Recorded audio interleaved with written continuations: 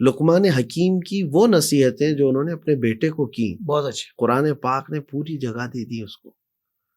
یعنی ویسے تو نصیحتیں دوسروں کے لیے بھی بہت ساری ہوتی ہیں.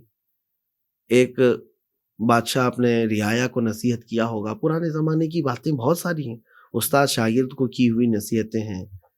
لیکن قرآن پاک میں جو ہے نا، باپ نے بیٹے کو جو نصیحت کی ہیں جی اس کا پورا ایک پیج موجود ہے. سبحان اللہ.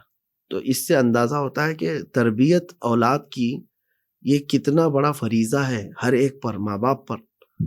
وَإِذْ قَالَ لُقْمَانُ لِابْنِهِ وَهُوَ يَعِظُهُ يَا بُنَيَّ لَا تُشْرِكْ بِاللَّهِ إِنَّ الشِّرْكَ لَظُلْمٌ عَظِيمٌ. سب سے پہلی چیز یہ یاد کرو، اللہ تعالیٰ فرما رہا ہے یاد کرو جب لقمان نے اپنے بیٹے کو نصیحت کرتے ہوئے یہ کہا، اے بیٹے اللہ کے ساتھ کسی کو شریک نہیں ٹھہرانا، بے شک شرک سب سے بڑا ظلم ہے.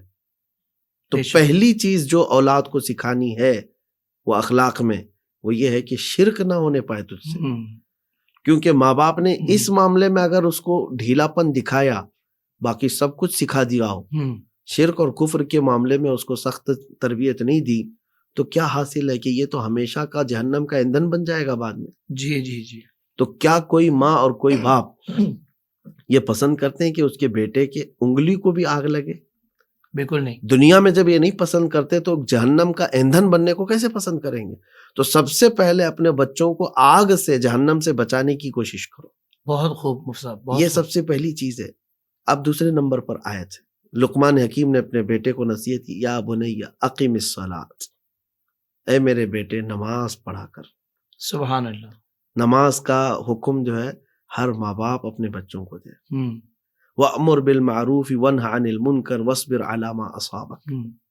یہ لقمان حکیم نے بیٹے کو کہا اچھی باتوں کا حکم دے، برائیوں سے روک، اور جو مصیبت آئے اس پر صبر کر.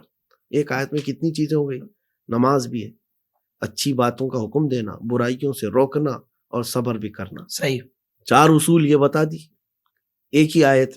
اب آگے چلیں، آگے رب تبارک و تعالیٰ فرماتا ہے کہ لقمان حکیم نے اپنے بیٹے سے یہ بھی کہا، یا بنی انہا ان تک مثقال حبۃ من خردل فتکن فی صخرۃ او فی السماوات او فی الارض یأتی بها اللہ. یہ بہت امپورٹنٹ چیز ہے جو میں آپ سے کہنے جا رہا ہوں. ہر باپ اپنے بیٹے کو یہ خالی اس پر فوکس کر دے، باقی سارے معاملات خود ہو جائیں گے. کیا ہے وہ نظریہ؟ یہ ہے کہ یہ نصیحت کیا لقمان حکیم نے اپنے بیٹے سے کہ اے میرے بیٹے، اگر برائی تو نے کیا، چاہے وہ رائی کے دانے کے برابر بھی اگر تو نے برائی کیا، اور برائی کہاں کیا ہو، تو کسی چٹان کے اندر جا کر کیا ہو، صحیح، یا آسمانوں میں جا کر کیا ہو، یا زمین کے نیچے جا کر کیا ہو، جبکہ یہ اس وقت کی بات ہو رہی ہے آسمانوں میں اڑنے کا تصور کس کا تھا؟ یعنی بعد میں ہو سکتے ہیں کہ آسمانوں پر جا کر کوئی گناہ کرے، تو لیکن قرآن نے یہ تینوں باتیں کہی کہ چٹانوں کے اندر جا کر کے تو کیا ہو، زمین کے اندر جا کر کیا ہو، یا آسمان پر اڑ کر کے کیا ہو، یأتی بہ اللہ، اس برائی کو اللہ قیامت کے دن تیرے سامنے لائے گا.